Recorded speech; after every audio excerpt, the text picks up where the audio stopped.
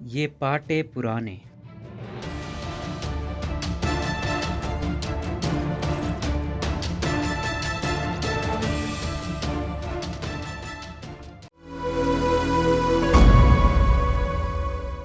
مصنفہ اور کالم نگار آمنہ مفتی کے مطابق سیاست کے میدان میں خواتین کی موجودگی نئی ہے، نہ ہی ان کے لیے کی جانے والی غلیظ، زومانی اور فحش استعارات سے بھری گفتگو نئی۔ ملتان کے جلسے میں ایک خاتون سیاستدان کے لیے جو کہا گیا وہ کوئی نئی بات نہیں ہے۔ مجھے خان صاحب سے شکوہ ہوتا اگر مجھے ان سے کسی بھی قسم کی اچھی گفتگو کی امید ہوتی۔ خیر سے وہ اس سے بھی رقیق حملہ کرنے کی صلاحیت رکھتے ہیں، ذرا وقت گزرنے دیجئے، مزید زبان کھلنے دیجئے۔ پاکستانی خواتین سیاست میں اس وقت سے موجود ہیں جب سے اس خطے میں سیاسی جدوجہد کا آغاز ہوتا ہے۔ یہ خواتین نہایت باوقار انداز میں نو آبادیاتی آقاؤں سے بھی ٹکرائیں، ہماری مشہور زمانہ اسٹیبلشمنٹ اور مخالفین کے سامنے بھی ڈٹ کر کھڑی ہوئیں، لاٹھیاں کھائیں، قید و بند کی صعوبتیں برداشت کیں، یہاں تک کہ اپنی جان سے بھی گئیں۔ یہ حسین، ذہین، باصلاحیت خواتین بلا تخصیص سیاسی اور نظریاتی وابستگی کے ہمارے لیے بے حد قابل عزت ہیں۔ صرف اس لیے نہیں کہ یہ خواتین ہیں، بلکہ اس لیے بھی کہ یہ ایک ایسے معاشرے میں سیاسی جدوجہد کے لیے باہر نکلی ہیں جہاں مردانہ سماج کا زہریلا روپ اپنے پورے جوبن پر نظر آتا ہے۔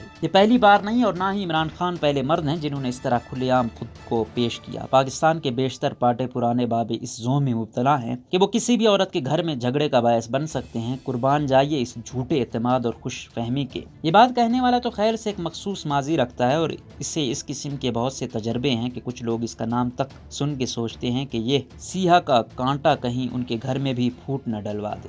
ہنسی تب آتی ہے جب زمانے بھر کے دھتکارے دیمک زدہ مرد بھی اس خوش فہمی کا شکار نظر آتے ہیں۔ یہ وہی لوگ ہیں جو ایسے جملوں پر سر دھنتے ہیں اور جن کے پاس سوائے بیویوں پر بنائے لطیفوں کے ہنسنے کی کوئی وجہ نہیں ہوتی۔ حیرت صرف اس بات پر ہو رہی ہے کہ یہ جملہ کسنے والا عوام میں سے نہیں بلکہ ایک لیڈر ہے جو اسی منہ سے ریاست مدینہ کی بات بھی کرتا تھا اور یہی ذہن لے کر وہ 4.25 برس ہمارا وزیر اعظم بھی رہا۔ وہ اس دوران کئی مواقع پر وہ اپنی سوچ کا کھلا اظہار بھی کر چکے ہیں، لیکن جانے کیوں ان کے فین کلب کو دیکھ کر اب بھی امید رہتی ہے کہ شاید یہ سدھر جائے۔ کہاوت ہے کہ چھٹی کے بگڑے بھی کبھی سدھرے ہیں۔ پاکستانی مرد بھی ایسے ہی ہیں۔ ماؤں کے یہ لاڈلے جب بھی کسی عورت کے مقابل آتے ہیں تو بجائے دلائل سے بات کرنے کے اس کی عورت ہونے پر طنز کرنے لگتے ہیں۔ بطور خاتون یہ رویہ ہم سب زندگی بھر جھیلتے آئے ہیں۔ لطف تب ہے کہ ہم سب ان باتوں کو سن کر صبر کرنے سے انکار کر دیں۔ ایک عورت کے بارے میں گندی زبان استعمال کرنے والے کو ساری عورتیں رد کر دیں تو اگلی بار یہی زبان جو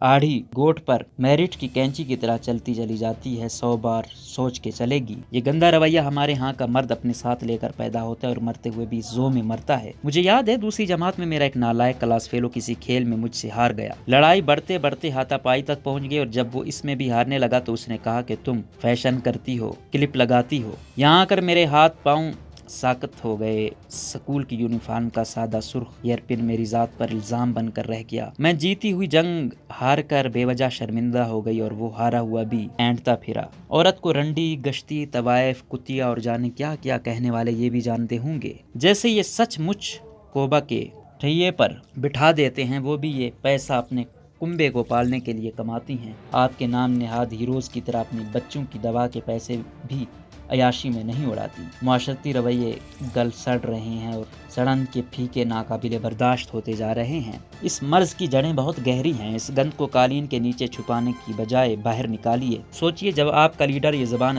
استعمال کرتا ہے تو وہ آپ سب کی نمائندگی کر رہا ہوتا ہے۔ کیا آپ سب بھی یہ سوچ رکھتے ہیں؟ اگر نہیں تو اس سوچ کو رد کر دیجیے۔